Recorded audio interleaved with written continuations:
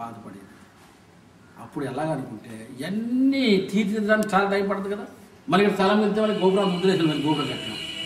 ఆఖరికి ఫైనల్లో ఎక్కడైతే ఆంజనేయ స్వామి కనిపించి ఇచ్చేసాడు అక్కడ స్థలం మిగిలింది చూడండి. అప్పుడు వెంటనే మరి బాగా మంచిది కట్టాలి, ఎత్తైంది కట్టాలి, బాగా కట్టాలనుకున్నాను. మరి శిల్పి ఎవరు అని అంటే గణపతి శాస్త్రి గారు సామర్లకోట. దృష్టిలో పెట్టుకోండి, ఆయన మర్చిపోకండి.